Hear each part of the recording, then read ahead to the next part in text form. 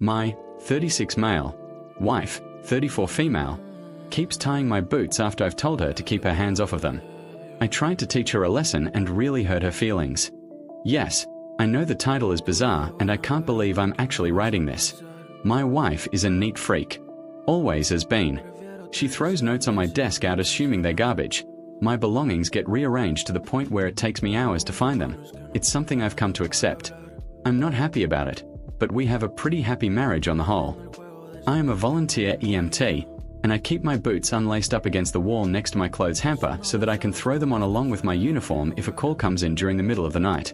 Well, my wife has taken to tying the bootlaces when she sees them untied. Not only does she tie them, but she tightens them and double knots them to the point where I need to undo the knot, open up the boots, and let a little slack out to fit my feet into them. I ignored it the first 2 times, but the 3rd time she did it, I made it a point to bring up to her the next day. I very calmly said, "Hun, I appreciate that you want everything neat, but please do not touch my boots in the future. Time is of the essence when I'm going on a call, and at 2 in the morning I don't have the time to unlace them and open them up. It's not just a minor inconvenience, it's people's lives, so I would appreciate it if you left them alone." She rolled her eyes, said I was being dramatic, and that she wouldn't help me out by keeping my things neat in the future. Well, she never stopped. No matter how many times I've asked her, told her, begged her, she just laughs and says, "Well, you know how I am." The other night a page went out for a CPR in progress. I went to throw my boots on and they were, once again, tightened beyond recognition. So I'm sitting there on the edge of the bed, cursing, trying to get my boots open, and fumbling due to the stress of the situation. My wife opened her eyes, groggily looked at me, and asked, "Don't you need to go on that call?" I know I was in the wrong here, and I regret it. I slammed the boot into the ground and yelled, "Yes, I do. I would have been out the door 5 minutes ago, except some stupid motherfucker fucked with my goddamn boots again." My wife got up without another word, walked into the bathroom and slammed the door. I got my boots open and went on the call. By the time we arrived, the police had gotten her back, so I didn't have to do CPR, but I was sweating and shaking thinking my delay could have cost a life. I got home and my wife wasn't talking to me. She ignored me the entire day until we finally sat down and talked. She said I had scared her with how angry I got, that she thought I was going to hit her, and she didn't know I was capable of getting so angry. Note, I have never raised a hand to her, nor have I ever yelled at her before. I am absolutely not a violent person in any way, shape or form. I apologized for yelling at her, and acknowledged that I hadn't meant to snap at her. I was frustrated with the situation as I needed to get to the person in need of CPR as soon as possible, and it was a delay that didn't need to happen. I, once again, pleaded with her not to touch my boots because lives were literally on the line. She told me that if I was going to overreact and make her afraid, then she would never touch my boots again because she didn't want to live like that. Last night, before I got into bed, I had a sinking feeling, so I went over and checked my boots. I was very disappointed to find them tightened up again. So I decided to show her how it felt. I went over to her closet and pulled out her running shoes. I unlaced the shoelaces on both of them, removed them from the shoes completely, curled them each into a little coil, put them inside the shoes, and put them back. I then went to sleep. At 6:15, I was woken up by my wife screaming, "How could you? Why would you do this?"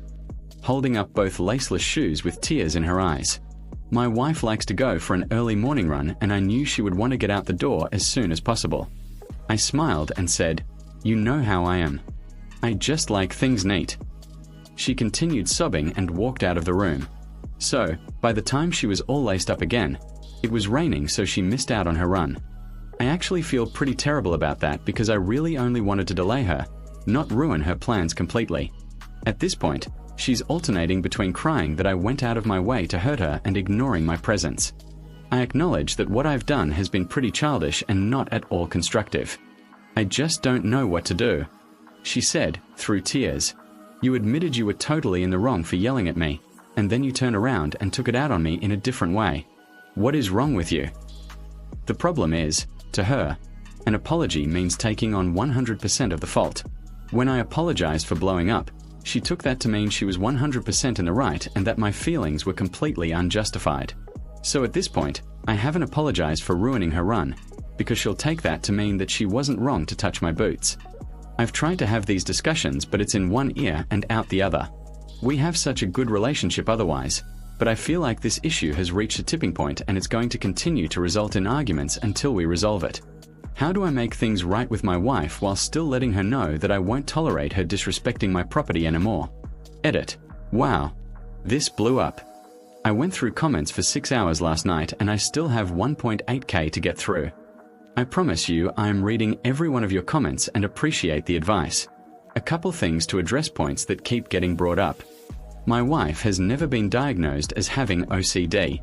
As an EMT, I'm very careful about labeling someone as having a disorder as I don't have the proper qualifications to make that diagnosis. I do agree that it's time for her to see somebody, get a proper diagnosis, and address these issues. My boots lace up in the front and zipper on the side.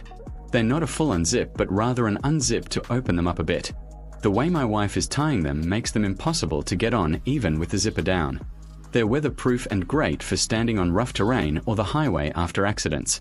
They're only about a year old and were actually a gift from my wife. I've not considered Velcro before. I'm a bit hesitant to do that as I don't know that they wouldn't catch on things or wear out quicker. I've tucked the laces in, but she still tied them up. This is a bit of compulsive behavior on my part. I don't leave my boots in the garage because my mother was a smoker growing up and that's where she would smoke.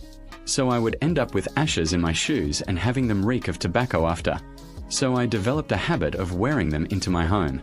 Also, if I leave them there, they're likely to get moved someplace safe where it will take me even longer to find them. Putting the boots in the closet, she found them and tied them.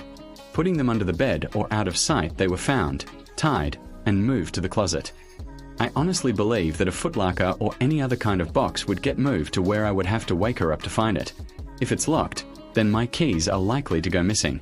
For some reason, sitting on my dresser is not appropriate, but in the pocket of a jacket downstairs in the closet is. I am likely going to start putting my boots in the car, though I had to laugh at the people suggesting decoy boots. As much as it may seem like it, I'm not living in a spy versus spy cartoon. I am a volunteer EMT. We respond from home. We don't have sleeping quarters, and I work the overnight shift, so I sleep during my shift, get out of bed when a call comes in, drive to the building, and take the ambulance to the scene. This is typical of volunteer organizations. Paid EMS is more likely to have sleeping quarters or even require EMTs to be in the truck throughout their shift. Community-based EMS is more likely to take 911 calls and respond to emergencies whether paid or volunteer. Private EMS is more likely to take transport requests such as from dialysis or chemotherapy, as well as hospital to nursing facility discharges.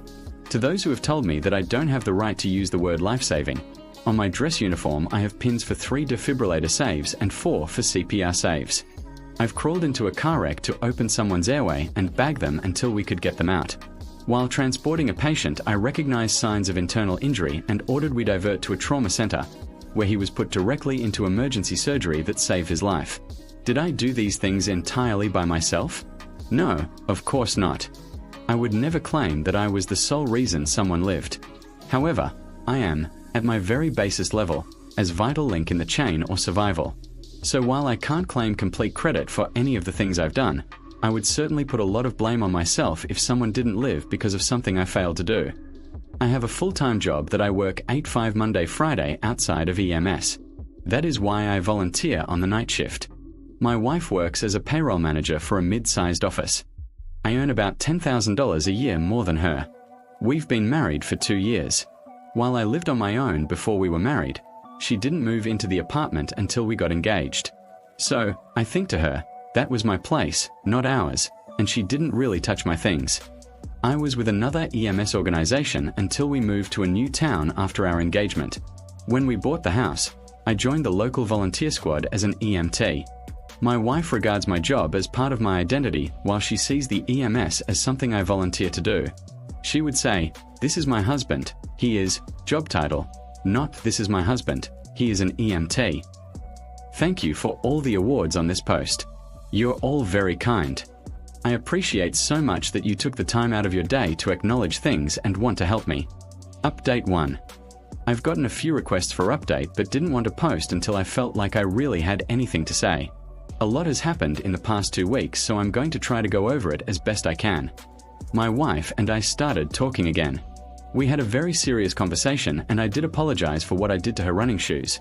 And then I told her I had to speak some truth and I wanted her to promise me that she wasn't going to roll her eyes, interrupt me, scoff, or get sarcastic with me, which she did. I told her that I was not kidding about my boots, that while most of the time I caught geriatric transports, falls, and nausea, there were instances where response time was of the essence and I didn't have time to play around with my boots in the middle of the night. I told her that there have been times when my intervention has been critical in saving a life, when my training has helped me recognize an underlying emergency, or when a call I made ensured that a patient was prioritized upon arrival at the hospital. I explained that a lot of the shit I see, I don't tell her about because I don't want to give her nightmares or make her worry about me. She actually listened and didn't dismiss what I had to say.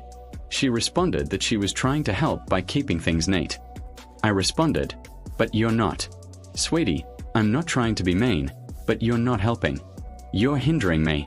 One day it may be the difference between life and death. I need you to not touch my gear. It's where I know where it is. It's where I can easily find it in a short amount of time. And if you move it, you are impeding an emergency response. I don't care if it looks neat. It serves a function. It doesn't look pretty. If you want to help me, please leave my gear where I put it." A few nights later, I had my friend Officer Rich come over. Officer Rich was one of the 2 cops that did CPR on the victim that night. The 3 of us sat on our deck and had a few social distancing beers. He talked about getting there, doing CPR, giving Narcan, waiting for the ambulance and getting her back shortly before we got there. He then pulled out a few photos of car accidents that I had worked. He showed them to my wife and pointed out, "This car went into a tree.